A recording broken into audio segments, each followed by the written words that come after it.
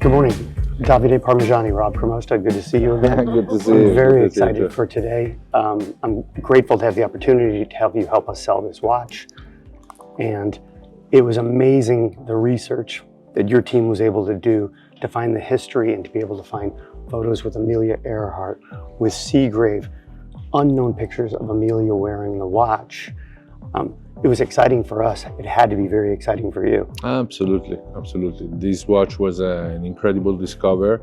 I was very happy when I got consigned in America because anyway, whatever the history could be, this is one of the most important Patek ever produced and one of the rarest. I'm focused on the Patek Philippe complication since 38 years and I sold some of the rarest split second, but I never had the opportunity to have a so beautiful example and very important provenance like this of a big shape, tonneau shape, single button, split second Patek with these features, the rarest, the enameled brigade numbers on the dial, the tachometer, the decode decoration, the Art Deco decoration. This watch is truly amazing.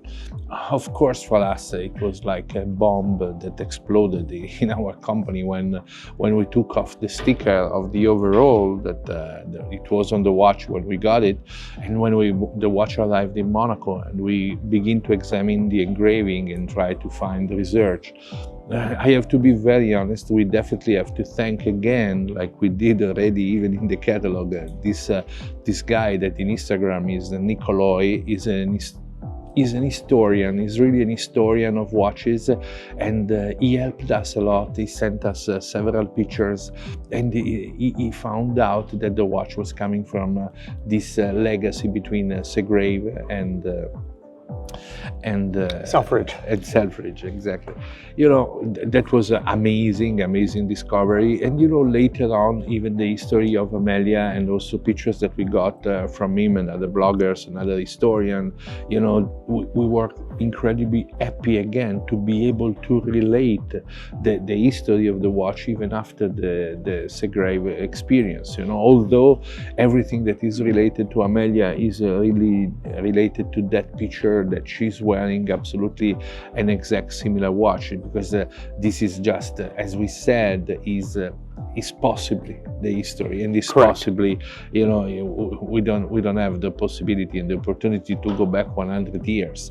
But what we know, and what I know from my experience, is that those watches are so incredibly rare that it could be an absolutely incredible coincidence if Selfridges and Amelia, who were definitely related and definitely were in touch in both biographies, you know, if Amelia had an exactly identical watch on the wrist and wasn't the one that actually Selfridge got back when Seagrave lost his life, you know. So we have to say that we are conservative about the possibility, but as a matter of fact, we know that we are selling an incredible piece of history and something that is once in a life opportunity. I am very lucky today that we have already, you know, several friends and customers and big collectors interested to own this watch. And in the article, the archive person found pictures of Amelia a couple days before she disappeared, wearing a round-shaped Longines on the inside of her wrist. Absolutely. Because that was what convinced us mostly that at the end she definitely wore another watch when the unfortunate event of losing her life happened, and so this watch was safe somewhere in the family. And you know, then we didn't have the opportunity to connect to what happened from 1933 to 1960s, when the family who consigned us the watch, they said that the watch is in their family and their collection since that period. We are missing those other 30 years of experience, and we don't know where the watch ended by, but we know this is the watch, and we know this is an incredible piece of history of Patek Philippe manufacture and American sports history of the 20th century. Right, and Seagrave also has a trophy named after him for racing in London or in England as a top racer. So you bring in Formula One, since we're here in Monaco also. Absolutely, absolutely. It's a watch. We are not, to be honest and completely honest to you, I think this was not the place, and we had not enough time to make a good advertisement of the watch. So the watch is going to be possibly also a very good deal and a very good investment, because this is a watch that sold actually in America in the right time, with the 1 year roadshow of the watch all over the world. This watch could have been sold for insane kind of money. It could be broke many records achieved. It's something really, as I told you, is once in a life opportunity. Well, we'll find out in about 4 or 5 hours. Absolutely. Fantastic talking with you. Thank you very much, Rob. Good luck. Thank you. Thank you very much. Cool. Okay, hey guys. Rob Chramosta, of course, you know me, the Count de Monet, or the Vintage Contessa's husband. I'm here in Monaco. We just finished the auction with Monaco Legends Group, and I'm with a buddy of mine, Adam Victor. Hey, how are you? Good, thanks. Wow. Thanks for coming. Yes, I'm exhausted after 2 days. You have to be exhausted because you've been on and on and on, working. Successful, you helping us sell our watch, which was... Congratulations. Thank you. It netted in euros, well, into dollars, like 1.86 million. Fantastic. Right. Yeah. But I wanted to talk about, thanks. Yeah, that helps. What was the most exciting piece you sold that you thought was just so cool that you may not see ever again that you sold?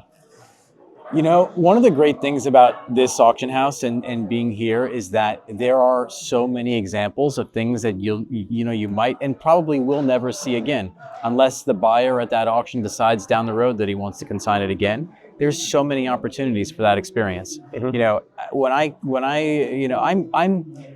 I'm probably the least exhausted of everyone that's here because I'm thousands of miles away from everyone, So the team that's here and the people that are still working behind me, and Davide's out there on the phone still, and, Claude's checking everyone and see how everything is going and looking at numbers.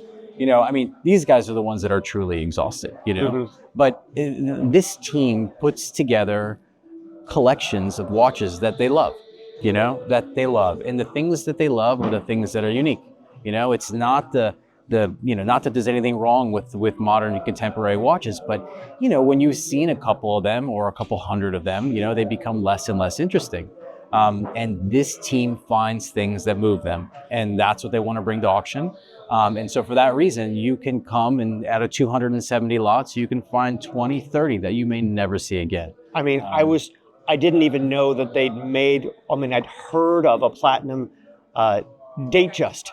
Yeah. And yet it's retailed by Serpico. Right. And the watch is gem, almost brand new. Yeah. And it brought 550,000 euros. 565,000 euro. And the winning bidder snuck in an incremental bid of 5,000 euro at the end. It was his one and only bid. Now, I was here in the room and it was a little quiet, 5, because the bid was 560,000. He goes, 5. Yeah. And no one could see him. And he just bought it. Shocking, crazy piece of history. Yeah. And if I'm not wrong, that's a record for a Datejust. But also, if you had to, as a collector, if you had to imagine the most perfect, like if you in your mind had to create the most incredible combination of elements and the perfect configuration, that's probably the watch that you would make. Right. Rare metal and platinum, Yep. one of 3 known, possibly. Yep. With the retailer's name on the dial, Yep. also the retail's insignia on the case back, on the engraving on the back, on the case back too. Everything intact. Fantastic piece. Fantastic piece. Yeah. So that was a surprise insofar. Maybe for me and maybe for folks that were here, it was a surprise. I think for Davide, it probably wasn't. He understands how important and how significant those watches are. And he's maybe seen things like that in the past where the rest of us have maybe only ever seen pictures. So he puts a watch like that in with incredible confidence, and we're like, wow, that's a strong start. But, there were people there to support it, So I think I was surprised by those things, but also always confident that those things were going to really do well. As a collector of watches, as a man, I think of men's watches are the thing. But I was shocked at some of the most amazing, beautiful women's watches and the prices they brought. The platinum Blancpain with the diamonds that went all the way around. Yeah. is 38 or 39,000 euros. That's Hammer. $50,000 Yeah. US. Yeah. And I couldn't believe it. And then you had some Patek with turquoise, 1970s, Yep. really cool. Yep. Another $50,000 plus watch. Yeah. Yeah. And women's watches were hot, Yeah. which is fantastic. My wife wanted that watch also, but we with the baguette diamonds with platinum. she wanted the Patek with the turquoise. Ah, the Patek with the turquoise. Beautiful Yeah, it was watch. fantastic. We have college to pay for yet, but that's on the list. It's on the list. Well, you got to have your priorities, in order. And there's a real movement, I think, in the market, and as of late. And actually, I think that this team contributed to it a little bit. There's a heightened awareness for things that are exceptional and beautiful and out of the ordinary, And as I said before, those are the kinds of things that we seek, the things that move us. So we actually we all sort of found that together and worked really hard to bring it here. Because we hadn't seen that Patek configuration before with the turquoise, and for us it was magic, And the size of it too. It was 3.5 inches wide. It was like a cuff, almost like a. It just was an amazing piece of jewelry. Well, I mean, one of the things that's really incredible is that 5 years ago you only would have imagined that was a woman's watch, and while it maybe still is mostly, there are a lot of men that appreciate that in ways that they may not have even imagined that they might, a few years ago. When I arrived at Monaco Legend Group to contribute in the very small way that I do, one of my biggest concerns, because I fall in love with half the catalog, always, was that I wouldn't be able to participate, and I wouldn't be able to bid. And the truth is that I can leave bids, in some capacity. And so long as I haven't, consigned them or they don't belong to me, I pay the fees like everybody else does, And there was one watch when I got on the plane in New York to come here that I said, I'm coming home with this one watch. No ifs, ands, or buts. And it didn't happen. And it was a lady's watch. And it was for me. I have this game that I play with myself where I buy ladies' watches with the idea that my wife or daughter might like them or care one day. And I put them all in a little cookie tin, and it's getting full, as time goes by. So, we'll see what happens with those down the road. Maybe they're all incredible investments. I don't know, but they're all small jewels, and I love them. And you can really only find them here. Mender. Oh, yeah. My wife, Danae, when we were sitting in the auction, noticed that a lot of the watch collectors and dealers, because watch dealers and watch collectors are one and the same a lot of the time, are wearing 2 watches at a time, and some men are wearing women's size or 26 millimeter or smaller watches or 30 millimeter watches. Yeah. And I see that as a trend more now too. Yeah. Some people are wearing smaller watches or 2 watches on one wrist also, one oriented one way, one oriented the other way. Yeah. Yeah. Plus we're not really we're in Monaco, but Monaco is really more of like France and Italy combined. Right. Because you have both of those fashion commingle in this town here, which is town or country. I apologize to the Monaco people. I've made that mistake. For me, I'm going to say my thought. I thought the bargain of this sale was the Pataloni reference 8171 Rolex. Yeah. That watch was brand new, gem. And it's so cool. It's a little disturbing is not the right word. It's surprising. When I've been chasing watches for a long time and paying attention for a very long time. And to come to a preview and to see or take a consignment that from a watch that's 75 years old, that's new, is hard to understand for our minds sometimes because we've never seen them like that before. So you kind of, for a minute, it's a little jarring and you don't really understand what you're looking at. And honestly, like we're a little hesitant, to even accept this kind of condition when we see it.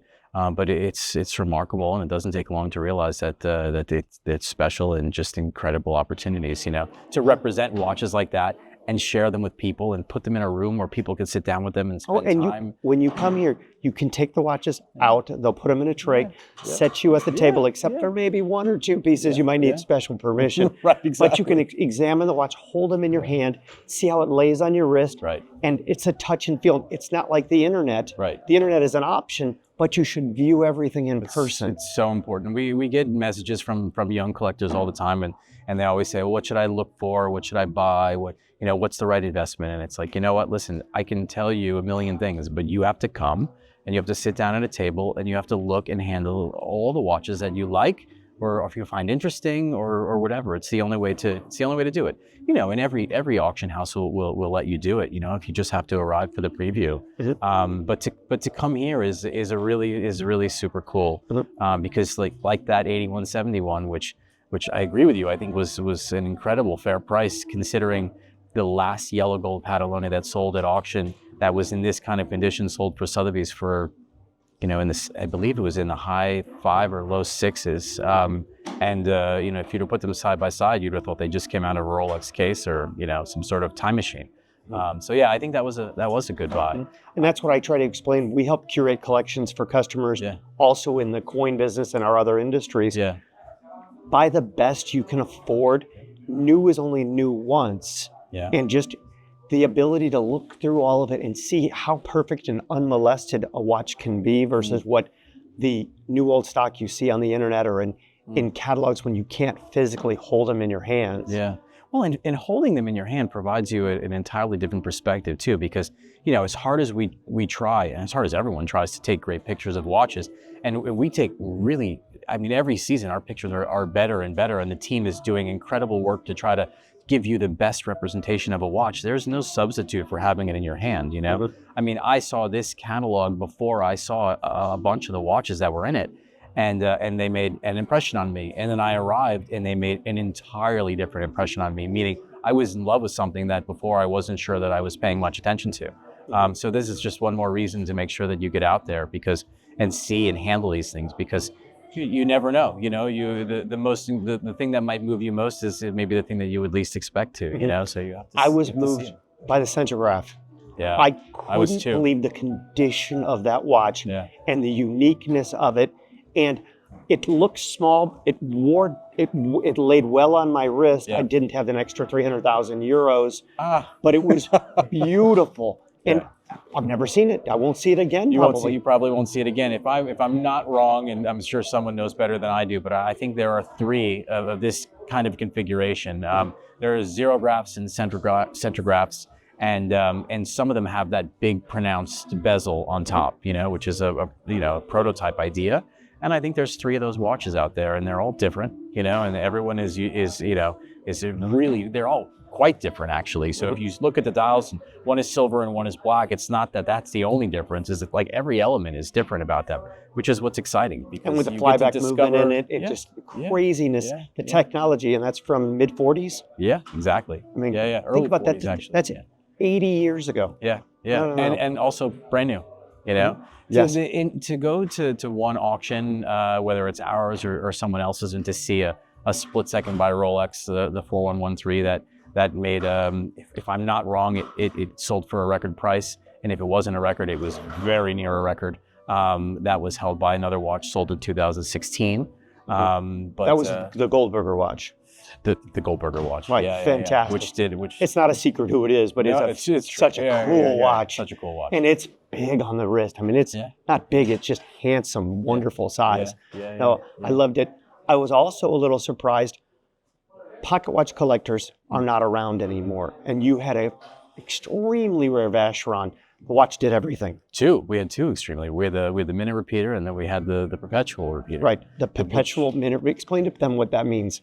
I'm not a watchmaker, but I'll do my best. Anyway, so there's having a perpetual is one thing and an extraordinary thing to have. It makes it's a watch that accounts for leap year. It's a watch that accounts for a leap year. As long as you keep it wound, you don't need to change the day, the date, and all these things, and even the moon phase for that matter. But as if it's not enough to have a perpetual calendar, to have it be a minute repeater as well is just something extraordinary. And there were very few of those watches made. And a minute repeater, if y'all don't know, a minute repeater, when you push the slide on the side of the watch, it gongs for the hour, then it'll gong for the quarter hour, and then to the minutes after that. Exactly. Crazy complications. Right. A watch that was made over 100 years ago. Yeah. And the whole idea was that, if you woke up in the middle of the night, and you needed to know the time or whatever, you could do that without having to, I guess, light a candle or whatever. You certainly weren't flipping a switch, and there was no electric alarm clock on your bedside table. So it served a real purpose, but also for collectors, it's just a romantic idea. A watch that makes sound engages you in a whole other way. And so like we see it, we touch it, but now we can hear it. It makes people crazy. It makes the repeaters for me are like the coolest, most magical thing. The technology in them, and watchmakers are not necessarily just a watchmaker. They're a micro mechanic. Exactly. These people work on it. Just I'm a watch breaker, not a watchmaker, but I have so much respect. So much respect for what they do. And split seconds also. I mean, is really the most complicated mechanism to make. And we had two of them today. So. And of your modern watches, the one that shocked me the most was the unique Asprey stainless steel Datejust. Yeah. The watch had tourmaline in the bezel and a special dial configuration. Yeah. And I thought it was a $25,000 to $30,000 watch. And it brought, I think, 68,000 euros plus the hammer. I had so many people from Asia reach out to me and ask me, so what do you think the watch will do? How do I even answer that question? It's a one-of-one piece, I mean, I wish I could give you some sense, I think the very best we could do is the range that we put on the watch, we'll just start from there and see what happens. But, like you, I didn't have this kind of expectation, but there's something very romantic about Asprey, and when you, and Asprey certainly understands to engrave one-of-one on something has meaning. And always will have meaning. It'll always be one of one. It'll always be one of one, yeah. So they get that, Asprey does that. It was quite a result for a modern watch, for sure. When in an age when only, modern watches are still exciting. I mean, I'm a vintage person at heart, but we always have our fair share here, and because we dig certain ones too, and we want to represent them. But if you look at the catalog, you can tell, and if you look at our cover, you can tell the heart and soul of this house is in vintage watches. But there's plenty of cool, modern stuff out there that we like to throw into. A lot of people I know, I have a client right now who's been buying from ADs, modern Patek, modern AP, modern Rolex, and he said to me, he goes, when you get back from your auction, please help me to start learning about vintage. I'm tired of having everything everyone else can have. Yeah. I want to start collecting something historic, unique, that I can appreciate and someone else has appreciated for the last generation or generation. Yeah. I think that's part of the journey, right? That's where, everyone starts there because it's easy to understand. It's brand new. And it comes from an authorized dealer or wherever it comes from. So you have the trust and faith, and so that what you're getting is correct and it's original and it's authentic and you can find comfort in that, and you take that with you. But then when you decide you want to wear it and you go to dinner and your buddy's wearing it, or your buddy or your cousin shows up and he's wearing it, it's like, oh, well, it's still cool, but like now. Or your cousin's girlfriend's wearing the brand new ceramic Panda Daytona. right. Which maybe even cuts a little deeper, But like the point is, like you start to, it becomes, for anyone that wears a watch or jewelry, it's an extension of who you are, right? And so we all want to communicate something with that. And it's to an extent, it's got to be about our personality, So once you've acquired a number of watches that are new, I think you start to realize like, oh, okay, so that guy's totally different from me, but he's got the same watch. And then now there's like 6 of us in a group of 30 that are all wearing the same thing. And like, well, it's still cool, but like, I'm not setting myself apart in the way that I want to. And then maybe there's something that's more me, And that's a journey that can take, I mean, some people, travel that very, very quickly. But otherwise it takes years to get to the point where you say like, okay, I don't mind the scratches, because once you've had a brand new watch and you put a scratch on it, you can realize how painful that is. So like the first scratch is always painful. Always super painful. So like let someone else do the first scratch or two or whatever, and pick up where they left off, and it doesn't have to be so fussy. And then by the way, you start to realize that there are so many different things to consider. There's so many different brands. You're not just considering what's new and available in a catalog now, you're considering what was new and available in catalogs for the last 80 to 100 years. So it just broadens, your perspective. It opens up a whole new world of opportunity for people. Patek Philippe has a saying that you don't own a Patek Philippe, you just take care of it for the next generation. Yeah. And I know you have a soft side for Pateks. What is your favorite, not if money was no issue at all, what would be the vintage Patek that you'd love to own? Well, I have to tell you, the watch on the cover of our catalog this season was the kind of watch that that I would have wanted to own. You know, one of 3 watches that were ever made by the brand in a tonneau shape during this period when it was just an incredibly crazy thing to do, you know, and it could only be done for someone who requested it, you know, specially. And why would they do that? They had some specific needs. So Racing, horse racing, car racing, timing, etc. Exactly. And one of the things that goes hand in hand with moving from modern watches to vintage watches is provenance. And you know, you embrace that and look for that in the beginning because you want to understand a little bit about the life that the watch led. But once you go down that path, then you get to like, oh, who owned it and what did they do with it, you know? And so when you have a Patek Philippe with the sort of the very top of complications, and you have it from this period, and it's attached to people like Selfridge and Seagrave and Earhart.